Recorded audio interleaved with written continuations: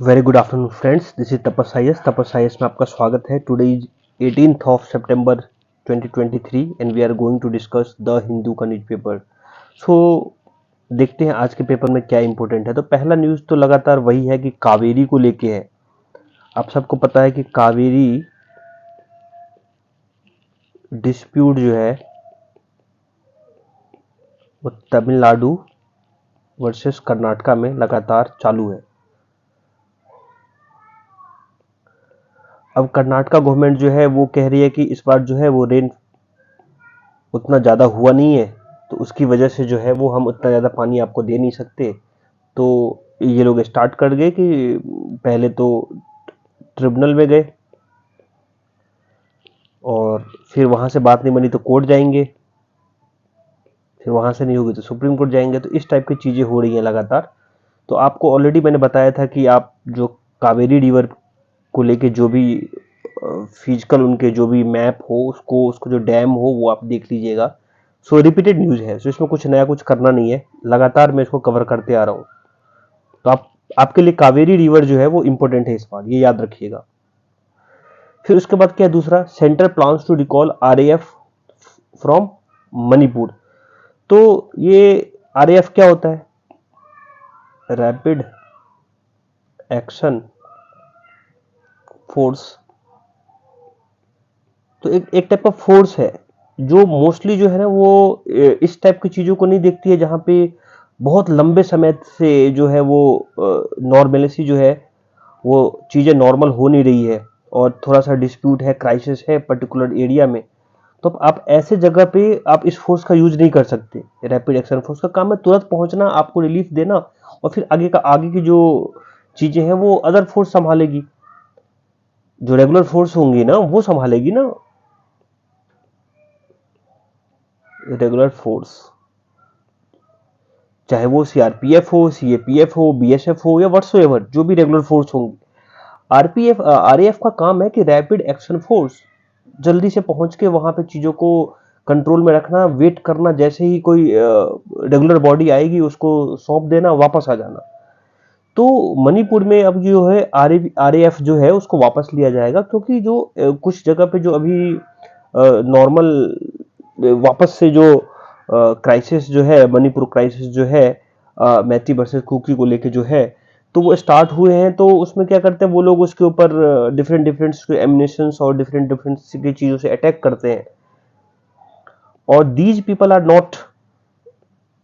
People जो RF people है वो नॉट ट्रेन्ड इन सच वे कि वो इस टाइप की चीजों को सॉल्व कर सके।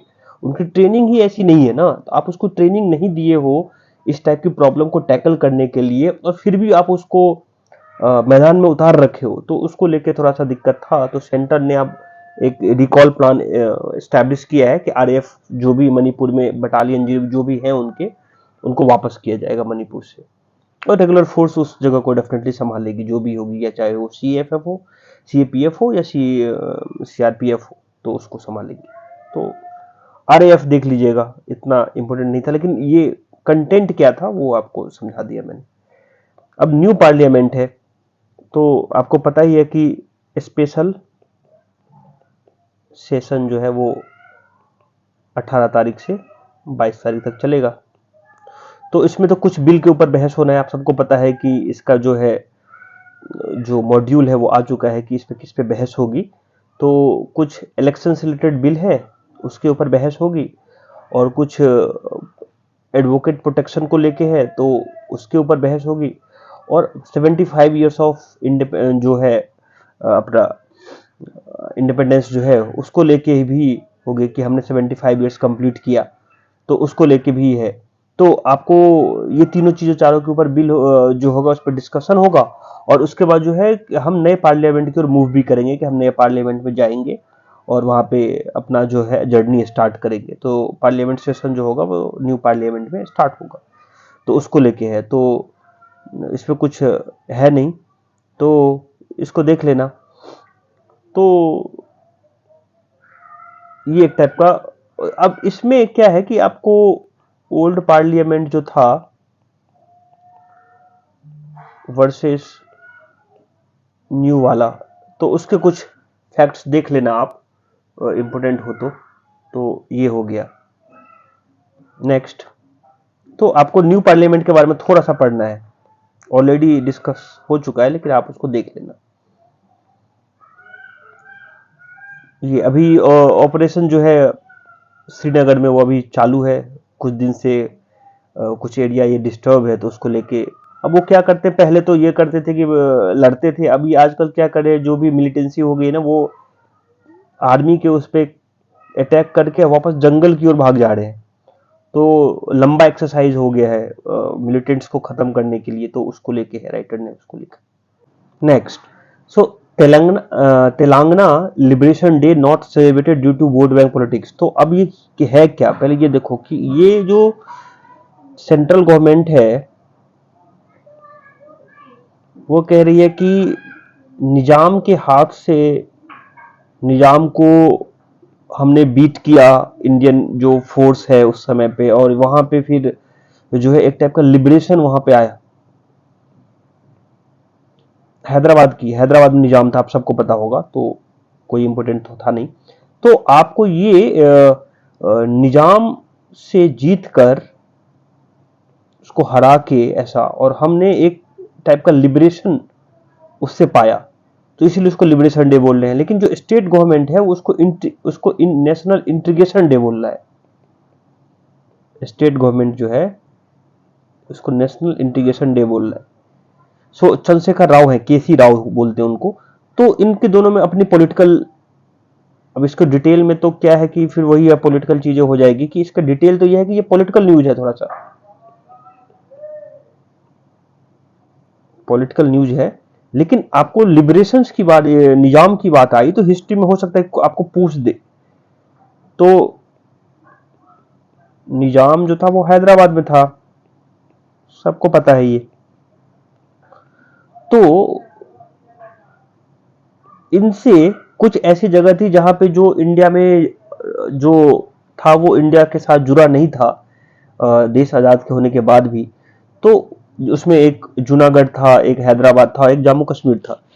तो ये तो अपने हिसाब से वहां चला रहे थे। तो कुछ इस टाइप की चीजें वहां हुई जिससे इंडियन फोर्स जो है वहां पे उसको उनके साथ लगा, जो है ऑल्टरेशन हुए, और इंडियन फोर्स ने निजाम को वहां से उखाड़ फेंका।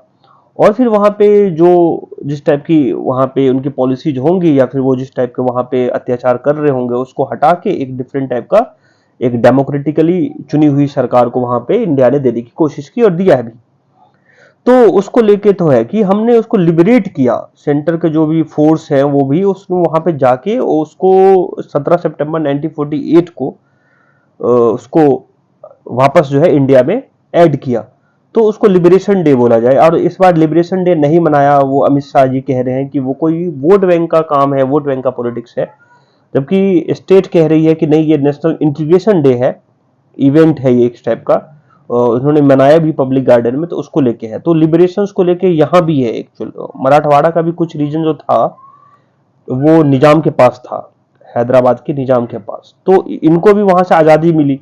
तो ये भी वहां पे महाराष्ट्र में भी मराठवाड़ा रीजन में लिबरेशन डे मना रहे हैं। उसमें कुछ कुछ घोषणाएं कर रहे हैं कि हम वाटर, जो मराठवाड़ा जो मोस्टली रीजन है वहां पे वाटर क्राइसिस है, वाटर क्राइसिस है वहां पे। तो वाटर से रिलेटेड ही कुछ पॉलिसी की बातें करेंगे, वाटर से रिलेटेड ही कुछ। आप समझ रहे हो ना कि जिस चीज में, जिस रीजन में जिस चीज की कमी हो उस टाइप की आप बातें करो तो वहां पे आपको वोट बैंक मिलेगा। तो उसको चीजों को लेके बहस हो रही है। तो दो पॉलिटिकल न्यूज था लेकिन उसमें कुछ रेलिवेंसी थी तो मैंने बताया उसको आपको। नेक्स्ट, अब ये फिर से पार्लियामेंट्री कंडक्ट को लेके बात हो रहा है। तो ऑलरेडी बार बार हमने डिस्कस किया है कि पार्लियामेंट्री कंडक्ट कैसे होने चाहिए। अगर प्राइम मिनिस्टर जो है, पीएमक्यू बोलते हैं, प्राइम मिनिस्टर क्वेश्चंस, अगर प्राइम मिनिस्टर एमपी के क्वेश्चन का जवाब नहीं दे रहे मेंबर ऑफ पार्लियामेंट का, जो ब्रिटिश में होता है, ब्रिटिश पार्लियामेंट में होता है, वहां देते हैं। तो उसको लेके राइटर शशि थरूर जी लिखते हैं कि इंडिया का जो, हमने तो मोस्टली तो वहीं से लिया है, जो आपका जो पार्लियामेंट्री सिस्टम है वो आपका ब्रिटेन से ही है। तो ऐसे समय पे जवाब क्यों नहीं देते? Why the government is not, why the prime minister is personally is not giving the answer to the MP's question of a different position and different opposition party? So in that scenario, Shashi Tharoor has given in different steps में वो बताने की कोशिश कर रहे हैं। जैसे कि उन्होंने ये भी बोला है कि मैनी ऑफ इंडियन जो कैसे ऐसे पार्लियामेंट्री सिस्टम हमने लिया, तो बोला कि बहुत सारी जो जो फर्स्ट जनरेशन के जो पार्लियामेंटेरियन थे फर्स्ट जनरेशन के,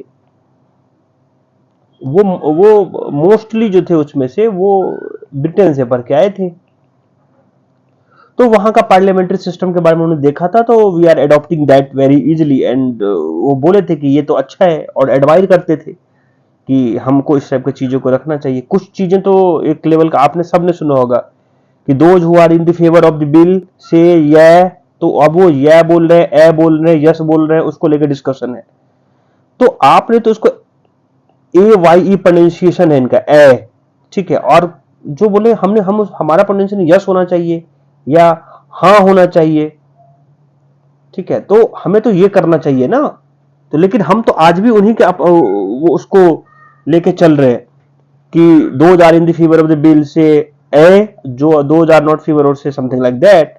तो हम रेदर देन वो राइटर यही कह रहे हैं शशि थरूर जी कि हम यस क्यों नहीं कहते, हम हाँ क्यों नहीं कहते, हमें तो ये कहना चाहिए था। तो हमने तो ये भी बहुत अच्छे से, फिर उसके बाद आपने देखो कि जो बिल की बारे में जब डिस्कशन होता है, कोई जो एमपी होता है वो बहुत अच्छे से कुछ चीज को प्रेजेंट करता है, तो आप सारे लोग क्या होता है वो क्लैपिंग नहीं होती है, क्लैपिंग होनी चाहिए ना, यार वेल डन यार, तुमने बहुत अच्छे से समझाया पर्टिकुलर बिल के प्रोविजंस को या फिर पर्टिकुलर टॉपिक्स के बारे में। लेकिन वो क्या होता है, डेस्क को पीटते हैं। आप सब ने देखा होगा, या आपके नॉर्मल लाइफ में आपने पार्लियामेंट का जब भी इस टाइप का डिबेट और डिस्कशन सुना होगा तो पीटने लगते हैं वो, ठीक है। तो आपने तो बहुत सारी चीजें, आपको छोटी छोटी चीजें गिनवा रहे हैं, ये महीन महीन चीजें गिनवा रहे हैं, तो आपने ये चीजें लिया तो आपको जवाब भी देना चाहिए ना, आपको अपोजिशन को सुनो भी, अपोजिशन को सुनो भी, और आप प्राइम मिनिस्टर क्वेश्चंस जो होते हैं उसका जवाब भी दो एमपी के क्वेश्चंस को। तो इस टाइप की चीजों को लिख रहे हैं कि crafting a new chapter in parliamentary conduct, तो कंडक्ट को लेके है, केवल नए पार्लियामेंट में हमको चले जाने से कुछ नहीं होगा, इस टाइप की चीजें लोग के थरूर साहब कह रहे हैं। तो ये है, इतना इंपॉर्टेंट नहीं था, लेकिन ऊपर ऊपर से मैंने इसको 2-4 लाइन में पढ़ने की कोशिश की थी। तो ये है। अब ये क्या है, ये कहे कि हेल्थ केयर जर्नी को लेके बोल रहे हैं कि इंडिया का हेल्थ केयर जो है कितना स्ट्रांग हुआ है, और ये जो फाउंडर है वो अपोलो के जो पीसी रेड्डी साहब है वो लिखते हैं, और वो ये कहते हैं कि हमने हमारा इसरो ने जो है वो चंद्रयान सफल कर दिया, हमारे जो सोलर मिशन है वो आदित्य वो वहां पे पहुंच गया, हम क्लाइमेट चेंज को लेके एक अच्छा कदम उठा रहे हैं, हमने G20 के सबमिट सक्सेसफुली किया, हमने मैन्युफैक्चरिंग सेक्टर में हो, इलेक्ट्रिफिकेशन में हो, हर जगह पे हम जो है वो या तो हम लीड कर रहे हैं और या हम फोर फ्रंट में हैं। तो हम या तो चेंज के लिए हम लीडर्स हैं या फोर फ्रंट में हम बैटिंग कर रहे हैं। लेकिन कुछ ऐसे सेक्टर्स हैं जहां पे हमें सोचने की जरूरत है, जो एनसीडी है, नॉन कम्युनिकेबल डिजीज बोलते हैं, एक ऐसा डिजीज जो फैलता तो नहीं है लेकिन अंदर ही अंदर उस इंसान को खत्म कर देता है, और उसका जो इंडियन इकोनॉमी पे है वो क्या इंपैक्ट पड़ेगा, इंडियन हेल्थ सिस्टम पे क्या इंपैक्ट पड़ता है, उसको लेके जो पीसी रेड्डी साहब है अपोलो के चेयरमैन वो लिखते हैं। और वो ये कहते हैं कि यहां सब तो ये वाला पोर्शन सही था कि तुम मैन्युफैक्चरर अच्छे हो और सो एंड सो अच्छे है तुम्हारा, लेकिन यहां पे हम वीक हैं। वर्ल्ड का जो डायबिटिक्स कैपिटल जो है इंडिया, जो है वो एक टाइप का कैपिटल बन गया है डायबिटीज के मामले में, इतनी सारी केसेज हैं, हाइपरटेंशन को लेके, स्टूडेंट में डिप्रेशन को लेके, इतने सारे डिप्रेशन को लेके कंसर्न है। आप समझ लो कितना ज्यादा प्रेशर है बच्चों के ऊपर। आप सब लोग जो मेरे वीडियो देखते हैं कंटिन्यूसली, और अगर आपको इस टाइप की कोई भी प्रॉब्लम हो तो आप डेफिनेटली मेल करें कि आपको केवल स्टडी करना है, आपके रिजल्ट के बारे में ज्यादा सोचो मत। मैं बहुत सारे लोगों को एज ए पर्सनली ऐसे जानता हूं और मैं उनको समझता भी हूं जो डिप्रेशन के फेज से गुजरा है, समहाउ सब गुजरते हैं, एक ना एक बार गुजरते ही हैं। तो आप उसको ये समझो कि आप अगर ज्यादा जो गोल ओरिएंटेड होगा, रिजल्ट ओरिएंटेड हो जाएंगे, आप दिक्कत आप ये कॉमनली सीखो कि आज के दिन में अगर today is your last day, तो आप क्या अपने लाइफ में करना चाहते हैं आप वो करो, ठीक है। आप कोशिश करो कि अगर आपको लग रहा है कि मैं आज ये बुक पढ़ना चाहता हूँ, आज ये हॉबी आपका मेरा खेलना है, जॉगिंग करना है, बैडमिंटन खेलना है, नॉवेल पढ़ना है, आप वो करो साथ में। अपने एम, अपने जो आपने ऑब्जेक्ट जो है, आपने जो भी आपके जो गोल्स हैं लाइफ में, या फिर आप आईएएस बनना चाहते हैं, ये एक तरफ है, और आपका हेल्थ जो है वो दूसरी तरफ है, आपका मेंटल हेल्थ। ये सब चीजें आपको स्ट्रॉन्ग, अदरवाइज आप डिप्रेशन में चले जाएंगे। अगर आप ज्यादा ओरिएंटेड हो जाएंगे, अगर आपको लगेगा कि success is the last things, कि हमें ये चाहिए ही चाहिए at any cost, in that case आप जो है धीरे धीरे, अगर वो खुदा ना खास्ता कुछ निगेटिव रिजल्ट करता है, तो वो आपको परेशान करेगा। तो राइटर तो ये भी लिख रहा है कि मिलियंस ऑफ जो यूथ हैं वो डिप्रेशन के शिकार हो रहे हैं, रेस्पिरेटरी इश्यूज आ रहे हैं, कैंसर्स हो रहे हैं, हाइपरटेंशन हो रहा है। ये सबको भी तो हमें देखना है। अगर आप ये कह रहे हो कि हम इंडिया जो है वो हर चीज में आगे, तो हम इसमें क्यों नहीं आगे हैं? क्यों नहीं हम इसकी प्रॉब्लम को सॉल्व करते हैं?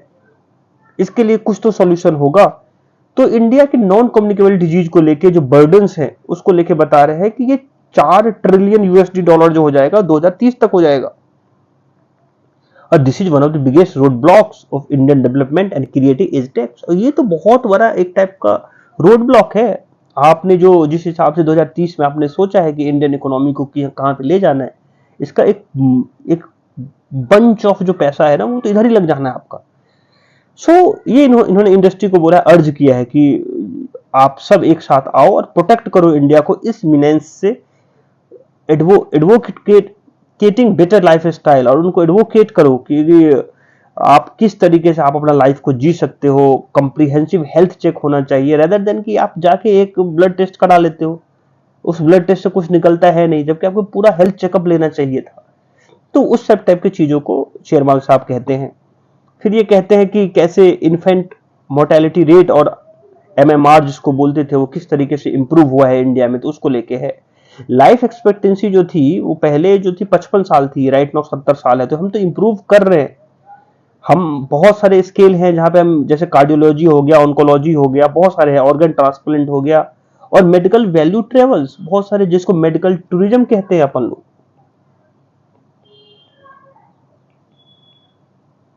इंडिया की मेडिकल इंफ्रास्ट्रक्चर धीरे धीरे इतनी अच्छी हो रही है कि रीजनल लीडर्स बन रहे हैं हम, रीजनल लीडर्स बन रहे हैं। तो वो देखने की जरूरत है और हमको सुधारने की। और फिर उसमें कैसे हम आर्टिफिशियल इंटेलिजेंस का यूज करके इंडिया जो है वो अपने हेल्थ सेक्टर को और स्ट्रॉन्ग कर सकता है, और इंडिया कर रहा है। जहां पे कैसे यूज कर रहा है, अगर आप लोग को पता हो तो, आर्टिफिशियल इंटेलिजेंस का जो है वो क्या करता है कि जितने भी आपके पास मेडिकल डेटा है उसका यूज डायग्नोस्टिक के लिए यूज कर लेते हैं, डायग्नोस कर लेते हैं उससे, और उसको फिर उसके हिसाब से जो है वो रिकमेंडेशन भी होता है कि एक्यूरेसी जो उनकी होती है कि कौन सी बीमारी है किसी को, एक्यूरेसी। तो इसमें जो है आर्टिफिशियल इंटेलिजेंस का यूज हो रहा है। और मेडिकल वैल्यू ट्रीटमेंट जो है, और मेडिकल जो वैल्यू ट्रेवल्स है, वो दैट इज मेडिकल टूरिज्म जो है, वो इंडिया का धीरे धीरे रीजनल लेवल पे काफी स्ट्रांग हो रहा है। लोग आके यहाँ का इंफ्रास्ट्रक्चर, मेडिकल इंफ्रास्ट्रक्चर का यूज करना चाह रहे हैं, कैंसर का इलाज करके जा रहे हैं, यहाँ पे ऑर्थोपेडिक्स का इलाज करके, सर्जन का सर्जरी करा के जा रहे हैं इंडिया का। तो इंडिया का ये सब है। लेकिन आपको नॉन कम्युनिकेबल डिजीज जो है, जैसे हार्ट अटैक और ये सब चीजें, डायबिटिक्स, ये सब चीजों को उसको लेके आपको सोचना पड़ेगा, क्योंकि आप वर्ल्ड के कैपिटल नहीं बन सकते इसमें भाई, ऐसी चीजों में जहां हर तीसरे चौथे बंदे, पांचवें बंदे का जो है वो डायबिटिक्स से जूझ रहा हो। तो आप इस चीज को लेकर राइटर लिख रहे हैं। Although it is not deep discussion नहीं है कुछ इस टाइप का, ना आंकड़े हैं ना उसके लिए, लेकिन आपको ये समझ में आना चाहिए, राइटर ने लिखा। फिर ये है कि यूएसए और ईरान को लेके है। तो ईरान में जो वो एक खुर्दिश वुमेन थी जिसको अरेस्ट करके और फिर उसका जो हिजाब को लेके जो डेथ हो गई थी, उसका 1 साल हो गया है। तो उसको लेके कुछ राइटर लिखते हैं कि और यूएस जो सैंक्शंस लगाए थे उससे क्या। तो यूएस सैंक्शंस ईरान पे लगाया तो, लेकिन उसके खुद अपने या ईरान वाले तो उसको मान नहीं रहे, पहले तो नहीं मान रहे, तो सैंक्शंस उतने अच्छे से यूज नहीं कर पा रहे, ठीक है, पहला। फिर दूसरा है कि जो यूएसए ईरान में है वो एक टाइप का प्रिजन को लेके एक टाइप का एक्सचेंज होने वाला है। एक जो है एडवांस स्टेज पे है प्रिजनर स्वैप डील, और उसको यूएसए को कुछ पैसे देने हैं और वो उसके बदले में जो है उस टाइप के ह्यूमैनिटेरियन ग्राउंड पे किसी को छोड़ेगा। तो यूएस भी इस तरीके का डायरेक्ट जो है वो सैंक्शंस जो है, इफेक्टिव सैंक्शंस जो है वो ईरान के ऊपर लगा नहीं रहा है। तो उसको लेके है राइटर। तो ईरान वर्सेस यूएसए है। तो कभी इंटरनेशनल रिलेशन में ये अच्छे से एक बार डील करूंगा मैं। फिलहाल के लिए तो यही न्यूज में है, क्योंकि ये इंटरेस्ट है मेरा इंटरनेशनल आईआर पोर्शन, तो मैं बताऊंगा कभी। G20 से क्या सीखा हमने, तो इतना इंपॉर्टेंट नहीं है। इसमें क्या है कि एयू की एंट्री हो गई। अब ये कह रहे हैं कि यूनाइटेड नेशन को जो है, इसको जो है रिफॉर्म की जरूरत है। यहां पे ये डिस्कशन किया। प्लस जितने भी मल्टी डेवलपमेंट बैंक है उसको भी जो है वो रिफॉर्म की जरूरत है। वो यूनिलेटरली कोई डिसीजन ना ले और मतलब एक तरफा ना दे, या फिर उसको देखें कि कहां पे जो है वो फाइनेंस की जरूरत है। तो इस टाइप की चीजों को। और फिर ये बोल रहे हैं कि पैराग्राफ 5 में क्या लिखा है, 12 गोल्स लिखे गए हैं पैराग्राफ। न्यू दिल्ली जो डिक्लेरेशन आया है ना, न्यू दिल्ली डिक्लेरेशंस, पता है ना कि G20 के समिट होने के बाद एक डिक्लेरेशन लिखा जाता है। तो उस डिक्लेरेशन की बात हो रही है। न्यू दिल्ली में इस बार हुआ था, तो इसलिए न्यू दिल्ली डिक्लेरेशन। सो उसमें जो उसका जो पैराग्राफ 5 है उसमें 12 गोल लिखे गए हैं। और उसमें से एक गोल तो ये भी है ना कि आपको इंक्लूसिव ग्रोथ, और उसके बाद जो 2030 में सस्टेनेबल डेवलपमेंट एजेंडा जो आपने सेट किया था, तो उसको भी आपको ध्यान में रखना है। और उसके बाद डेट वल्नरेबिलिटी के ऊपर बात करना है, कर्जे से जो बहुत सारी कंट्रियां जूझ रही हैं। उसके बाद मल्टीलेटरल डेवलपमेंट बैंक के ऊपर में आपको बात करना है। तो कुछ 12 ऐसी चीजें लिख रखी हैं, तो उसको लेके है।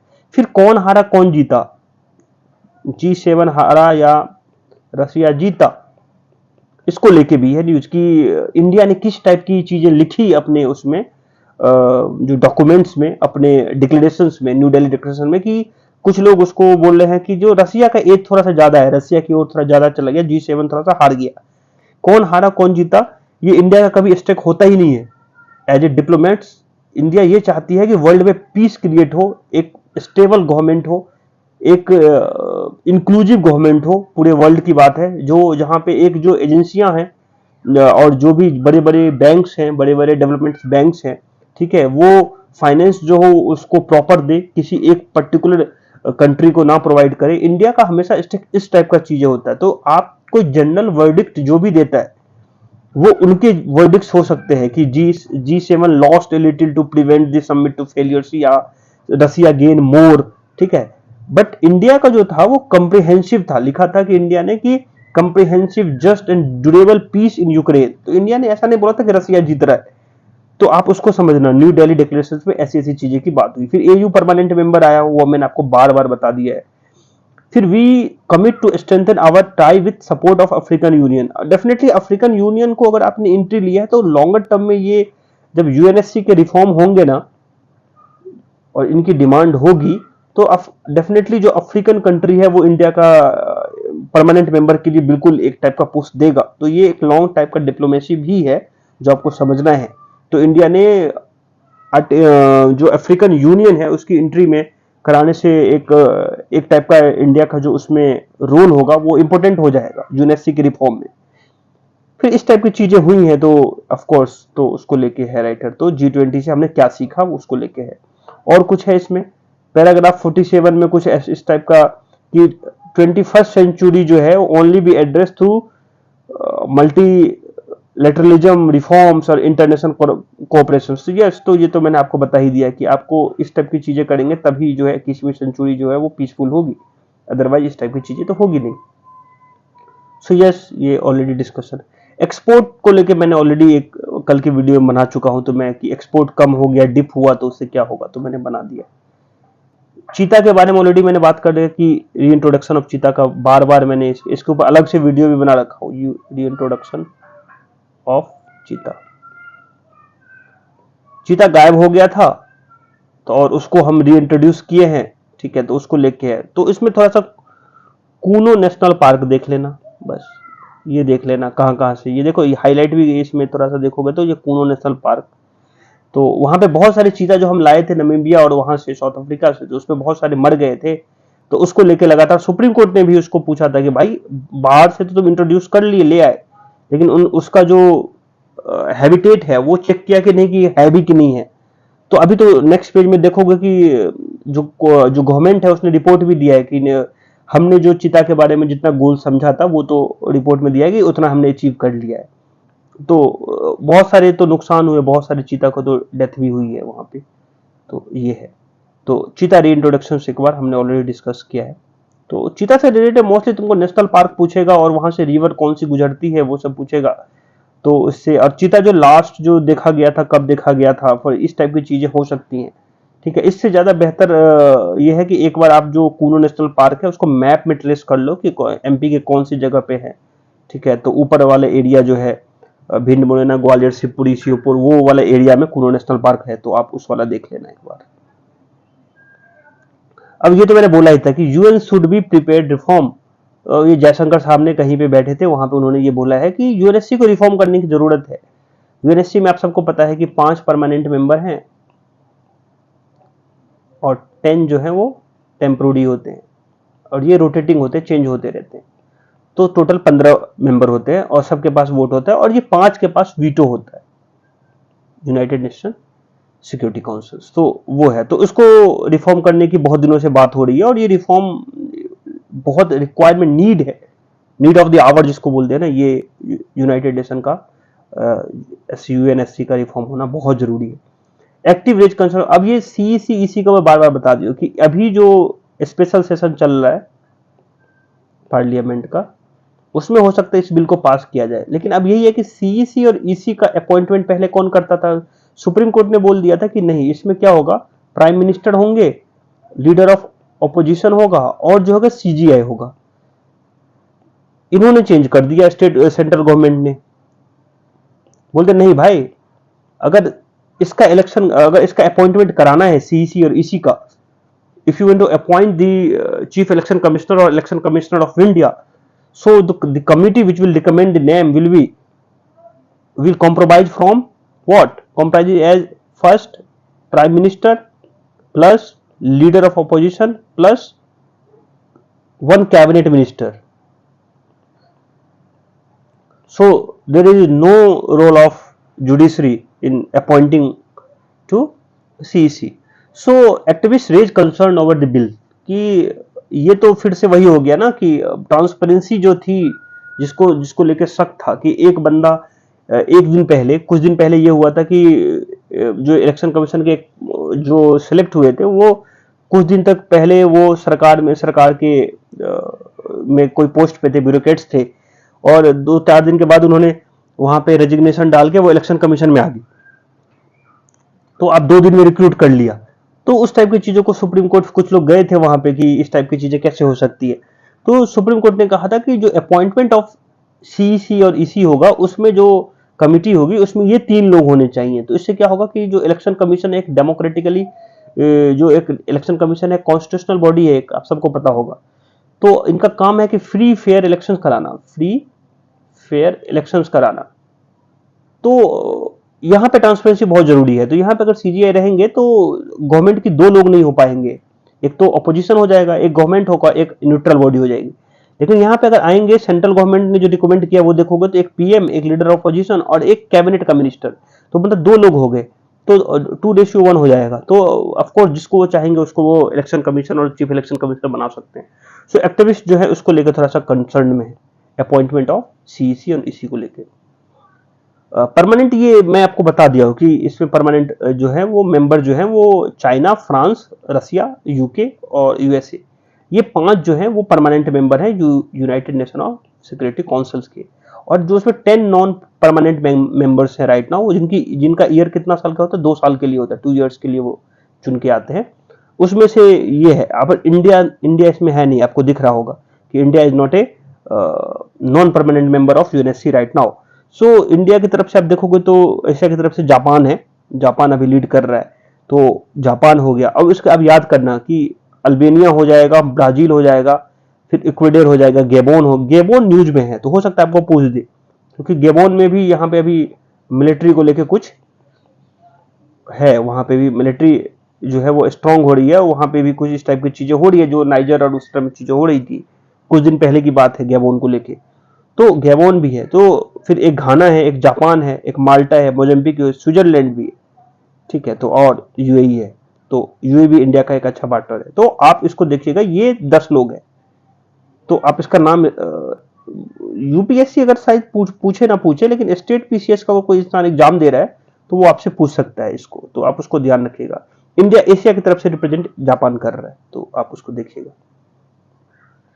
नेक्स्ट, अब वो chief minister is duty bound to reply to, ये लगातार न्यूज में चल रहा है कि गवर्नर जो है वर्सेस चीफ मिनिस्टर, ये इन दोनों में झगड़ा का विषय है। और ये पंजाब का केसेज है। पंजाब में क्या है, जो पुरोहित जी है, जो गवर्नर है, वो बोल रहे हैं कि हमने तुमसे क्वेश्चन पूछा भगवत मान सिंह को और तुमने जवाब नहीं दिया, लेटर दिया। तो इन्होंने बोला नहीं, मैं लेटर का जवाब तो दिया। तो बोलते जो लेटर का जवाब दिया वो सेटिस्फैक्टरी नहीं है, इसीलिए मैं 356 लगा दूंगा। 356 पता है सबको, स्टेट इमरजेंसी, प्रेसिडेंट रूल, तो प्रेसिडेंट रूल लगा दूंगा। तो सीएम साहब कहते हैं कि ये तो पंजाबियत की हार होगी, पंजाबियों की हार होगी। अगर आप किसी भी ऐसे नॉर्मल चीजों के, ट्रिवियल चीजों की वजह से, ट्राइवल चीजों की वजह से आप बोल रहे हो कि 356 लगा देंगे, तो चुनी हुई सरकार है, 3.5 करोड़ लोग ने चुन के मुझे भेजा है, ऐसे कैसे लगा दोगे? तो उसको लेके है कि फिर वो बोलते गवर्नर कॉन्स्टिट्यूशनल पोस्ट है 167 बी के अंदर में, मैं जो क्वेश्चन पूछूंगा उसका जवाब तुमको देना पड़ेगा सीएम को। तो ऑफकोर्स जवाब देना पड़ेगा, लेकिन वो सेटिस्फैक्टरी हो, नॉट सेटिस्फैक्टरी हो, उसको लेके जवाब तो दे ही रहे हैं वो, ऐसा नहीं कह रहे कि नहीं दूंगा। लेट दे रहे हैं, कैसे भी दे रहे हैं, जवाब दे रहे हैं उनके हिसाब से, पेपर के हिसाब से। लेकिन अब वो जवाब देने के बाद तुम अगर ये कह रहे हो कि सेटिस्फैक्टरी होना चाहिए, तो फिर जो कॉन्स्टिट्यूशनल पोस्ट है गवर्नर, उसका भी तो मिसयूज हो रहा है ना समहाउ, कि आपका काम है कि वहां पे आप अगर गवर्नमेंट की पॉलिसी में घुस जाओगे, जैसे वो बोल रहे हैं कि करप्शन है, तो करप्शन है तो करप्शन का चार्ज करने के लिए सीबीसी है ना, एंटी करप्शन बॉडी होगी ना, उसको दो, वो जांच करेगी, रिपोर्ट लाएगी, तुमको वो सबमिट करेगी, उसका काम है ना। आप करप्शन, आपके पास, आप अपना रिपोर्ट, आप बोल रहे हो कि मेरे पास रिपोर्ट है इस चीज का चीज का, तो आप 356 में क्या होता है कि आप भेज दो, ऊपर भेज दो, प्रेसिडेंट को पास भेज दो। अगर प्रेसिडेंट को लगेगा कि इस टाइप का चीजें हैं तो वो लगा देगा। तो उस टाइप की चीजें, पॉलिटिकल चीजें हो रही, दो डिफरेंट पार्टी हैं, आपको यहां भी ये चीज हो रही है। लेकिन जो न्यूज में आ गया वो गवर्नर आ गया लगातार, तो गवर्नर हमारे लिए इंपॉर्टेंट हो जाएगा। तो फिर आप इसको गवर्नर के बारे में जब मैं कंप्लीट पॉलिटी की सीरीज पढ़ाऊंगा उसमें आप पढ़ना, कैसे सरकारिया कमीशन हो गया, पुंछी कमीशन हो गया, जो राजा चनैया कमेटी थी, सेमिनार था, जो भी थे वो उनकी कमेटी हो गई, किस टाइप की रिकमेंडेशन हो गया। फिर वो बहुत सारे है, एसआर बोमई का केस है, बहुत सारी चीजें मैं बाद में पढ़ाऊंगा गवर्नर के बारे में, कि आपको कब कितना बोलना है, वो भी इंपॉर्टेंट रखता है। कैसे अगर इस टाइप की चीजें करेंगे और सेंटर अगर स्टेट की हर चीजों में इस टाइप की चीजें करेगी, तो कैसे फेडरलिज्म जो होगा वो डिग्रेड होगा। तो वो फिर बोमई का केस, एसआर बोमई का केस आ जाता है वहां पे। नेक्स्ट, शांति निकेतन को यूनेस्को मिल गया, तो शांति निकेतन ये एक अच्छी चीज है कि, और हमारा जो है एक 41 है, ये 41st सॉरी, तो इतने नंबर का जो है वो यूनेस्को में इतने चीजों को वर्ल्ड हेरिटेज साइट में रखा गया है। तो शांति निकेतन पता है, ये वेस्ट बंगाल में है, वही रविंद्रनाथ टैगोर वाला, रविंद्रनाथ टैगोर। अभी शांति निकेतन को देखोगे तो इसका हिस्ट्री अलग है, कि शांति निकेतन में इनके जो फादर थे देवेंद्रनाथ टैगोर, उन्होंने किसी से लीज पे लिया था कुछ रुपए में उस एरिया को, फिर बाद में धीरे धीरे रविन्द्रनाथ टैगोर ने उसको एक्सपांड किया, उसको स्प्रेड किया, और वहां पे फिर उसके बाद वहां पे 1901 के आसपास में वहां पे कुछ इस टाइप का कुछ स्कूल टाइप का कुछ खोला भी था उन्होंने, तो उस टाइप को चीज को दे गया। शांति निकेतन का मतलब होता है एबोर्ड ऑफ पीस, तो आप सबको ये तो पता ही होगा। हाँ, 1901 में लिखा है ना, 1901 प्लेस में एक विश्व भारती यूनिवर्सिटी का वहां पे ये हुआ। और रविंद्रनाथ टैगोर जो है वो बहुत ही इंपॉर्टेंट पर्सनैलिटी है इंडियन जो फ्रीडम था उसमें, उनकी जो पोइट थे, जो व्यक्तित्व था, जो पर्सनैलिटी थी, वो इंडिया को एक अलग लेवल पे ले जाती थी वहां पे। और फिर बाद में इन्हीं को जो है वो नोबेल प्राइज भी मिला था लिटरेचर में। तो ये सब तो एक टाइप का सिंगल लाइनर है, तो इससे आपको क्या मिलेगा पता नहीं, लेकिन मुझे याद था तो मैंने आपको बताया। तो ये हो गया, चीता को लेके वही बता दिया। तो अगेन वही पॉइंट नोटिस, ये रविन्द्रनाथ टैगोर जी हैं। इसको गुरुदेव भी कहा करते थे, गुरुदेव, इसको भी याद रखिएगा। और ये महात्मा गांधी। तो ऐसा बोला जाता है कि जब भी इंडिया किसी फेज से गुजर रहा हो, जब भी इंडिया किसी फेज से गुजरता है जहां पे उसकी क्लैरिटी मिसिंग हो कि क्या करना है, या आप किसी फेज से गुजर रहे हो एज इंडिविजुअल, तो आप इन दोनों की बुक जरूर पढ़ें। आपको एक टाइप का सोचने की शक्ति देते हैं, एक आपको क्लैरिटी देते हैं, आपके थॉट्स जो होते हैं वो निखर के आते हैं। तो दीज टू बिग पर्सनैलिटी हैं, ठीक है, वो हमेशा इंडिया में याद की जाएंगे। नेक्स्ट, अब वो क्या है कि इटैनियल आइलैंड है एक, वहां पे जो है ना, मैप में अगर है तो, मैप है, यस, सो ये इटली है ऐसा करके। सो इटली का एक आइलैंड है, वहां से क्या कर रहा है, जो ये तुनिसिया देख रहे हैं ना आप, यहां से लोग माइग्रेट करके यहाँ पे आ रहे हैं, या फिर ये यहाँ आ रहे, या यहाँ आ रहे, या यहाँ आ रहे। तो इसमें से एक आइलैंड है इटली का, वहां से यहाँ के बंदे जो नॉर्थ अफ्रीका के बंदे यहां से माइग्रेट करके वहां जा रहे हैं, और वहां माइग्रेशन का, इमिग्रेशन का प्रॉब्लम हो गया। तो उसकी वजह से जो है एक टाइप का ये न्यूज है, तो आप उसको देखिएगा वर्ल्ड पेपर में, कि यहाँ पे एक आइलैंड है लैम्पेडूसा। सो इसमें क्या है कि स्ट्रगल कर रहा है, माइग्रेंट यहाँ पे लगातार आ रही है। तो एक अभी ईयू की, आपको पता ही है, इनको जानते होंगे कि ये जो है, जो ईयू की उर्सुला वॉन डेर लियन जो है, अभी ये क्या है, ये दोबारा इनका इलेक्शन भी, ईयू का इलेक्शन होने वाला है प्रेसिडेंट के लिए, तो वो दोबारा चुन के आने वाले हैं, इसको लेके है। तो इस टाइप की भी बातें हो रही है। और ये जॉर्जिया मेलोनी है, आप सबको पता है कि वहां की। तो ये दोनों कह रहे हैं कि हम ये प्रॉब्लम को जल्दी सॉल्व कर लेंगे। जो कौन सी प्रॉब्लम की बात कर रहा हूं मैं, इमिग्रेशन और माइग्रेंट ट्रैवल्स, बहुत ज्यादा इमिग्रेंट्स वहां पे पहुंच रहे हैं। तो माइग्रेंट्स जब जाएंगे तो ये तो है, तो प्रॉब्लम तो है अफ्रीकन कंट्री की, लेकिन अफ्रीका जो है अभी खुद ही अनस्टेबल है बहुत ज्यादा। अभी बताऊंगा क्यों, बार बार मैं ये डिस्कस करता हूं। क्या यहां से बंदे यहां भागने की कोशिश, ना जॉब है, टेरर इतना ज्यादा है, इस्लामिक स्टेट जो है वहां स्ट्रॉन्ग धीरे धीरे हो रही है। तो इस सब चीजों से वो वहां से लोग भाग रहे, माइग्रेट कर रहे हैं, कुछ अपॉर्चुनिटी है नहीं उनको, काम के लिए काम है नहीं, तो वो समुंदर क्रॉस कर रहे हैं और सीधे वहां पहुंच जा रहे हैं। तो उसको लेके है न्यूज में। नेक्स्ट, अब ये माली, नाइजर और बुर्किना फासो, ये तीनों ने एक डिफेंस पैक्ट कर लिया है कि हमारे ऊपर कोई अटैक करेगा एक के ऊपर, तो वो दूसरे के ऊपर अटैक माना जाएगा। एक टाइप का डिफेंस ट्रीटी कर लिया, पैक्ट कर लिया है, तो उसको लेके है। तो आप उसको देखिएगा। और ये एक्चुअली ये है माली, बुर्किना, ये हो गया माली, ये हो गया बुर्किना फासो, और ये हो गया नाइजर, ये तीनों मिलकर साइन कर लिया है। और एक चीज और इसमें याद रखें कि ये गेबोन भी न्यूज में है। तो ये चार इस बार न्यूज में है, ठीक है। और लीबिया में अभी पता ही है, लीबिया में जो फ्लड आया है उससे कितने लोगों की डेथ हुई है। और ये मोरक्को भी याद रखो कि मोरक्को में अर्थक्वेक आया है। तो ये तो खुद ही परेशान है, फ्लड, अर्थक्वेक और उससे। तो ऑफ कोर्स यहाँ के बंदे माइग्रेट करेंगे वहां की ओर। So this is all about today paper. Have a nice day, thank you so much. Subscribe करें, लाइक करें और कमेंट करें। आप लोग कमेंट किया करें, ठीक है, उससे क्या होता है समझ में आता है। So thank you, good night.